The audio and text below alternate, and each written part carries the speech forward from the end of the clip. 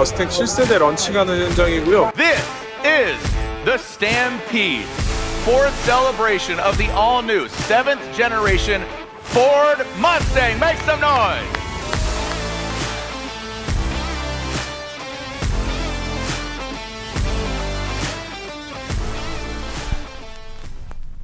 안녕하세요, 오토캐스트 이다일입니다. 오늘은 디트로이트 모터쇼 출장 다녀온 얘기 마무리 좀 전해드리려고 하는데요.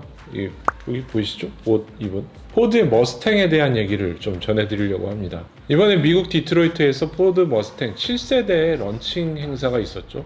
기존의 6세대가 2014년, 우리나라에는 아마 2015년쯤에 출시를 했을 거예요. 그러니까 꽤 오랜 시간, 한 8년 정도의 시간을 두고 신차가 나왔으니까 일반적인 보통의 자동차가 6, 7년 주기로 이렇게 변경하는 것보다 비교를 하면은 좀 오래되긴 했죠.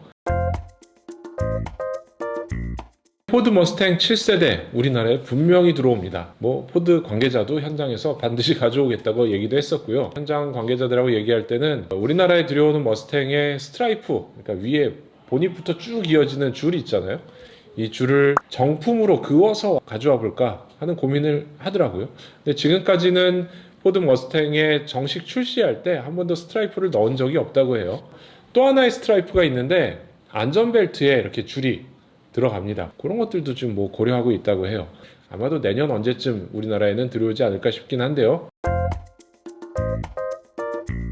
현장 출시하는 그 현장이 너무 재밌어서 그때 얘기를 잠깐 전해드리려고 합니다. 머스탱들이 미국 전역에서 왔더라고요. 번호판을 보면은 굉장히 다양한 도시에서 온 거를 볼 수가 있는데, 재밌는 거는 이 행사를 한 장소예요. 여기 디트로이트 모터쇼에 가보면은 과거에 코보 센터라고 부르던 전시장이 있고요. 그 강변을 쭉 따라서 GM의 실린더 타워라고 하는 건물이 있어요. GM과 모터쇼 전시장 사이 중간에 거기에 무슨 공원 같은 이런 공간이 있는데, 거기에서 머스탱 출시를 한 거예요.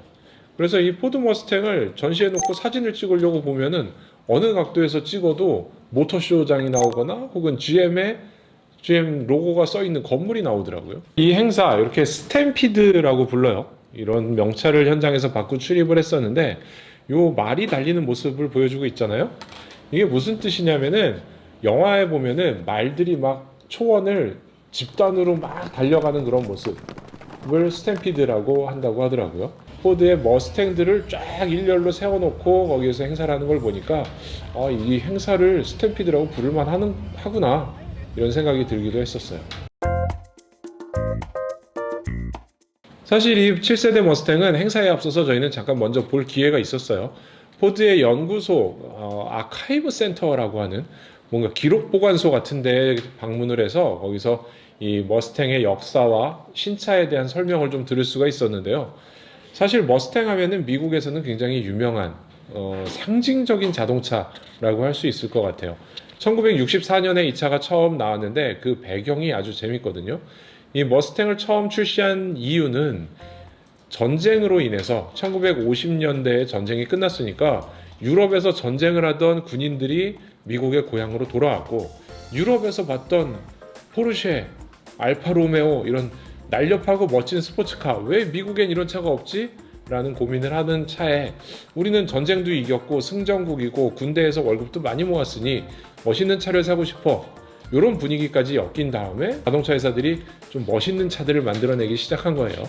그래서 등장한 차가 바로 포드의 머스탱입니다. 영화에 보면은 68년식 머스탱 이게 최고야 이런 얘기들 많이 나오잖아요.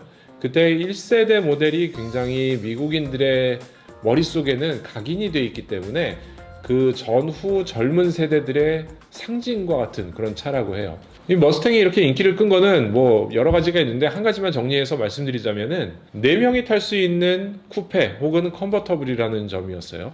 그 전까지는 시트가 2개밖에 없는 이런 차들을 중심으로 개발을 하다가 4명이 탈 수 있기 때문에 베이비 부머 세대들이 전쟁에서 돌아와서 내가 멋있는 차를 샀는데 결혼해서 아이도 낳았는데 아이도 다 태울 수 있어 라는 장점이 있기 때문에 이 4인승 쿠페 혹은 컨버터블 모델이 인기를 끌었어요.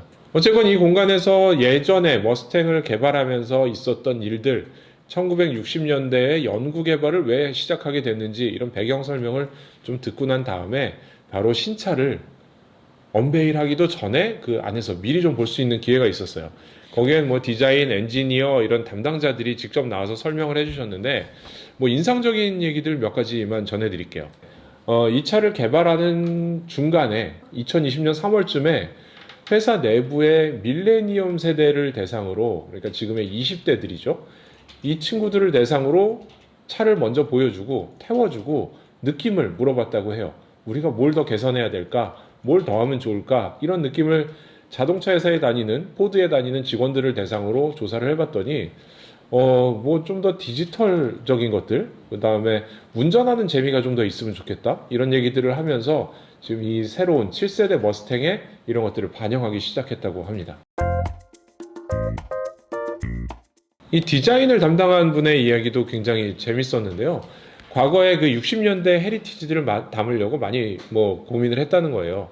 범퍼의 아랫부분은 1960년대에 나왔던 1세대 머스탱의 것을 많이 따라가고 있고요.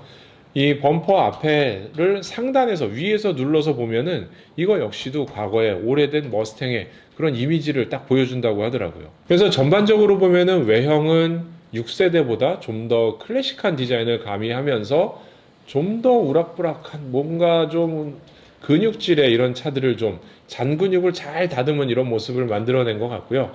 실내 디자인은 밀레니얼 세대의 의견을 존중하면서 디지털화를 굉장히 많이 진행을 했어요.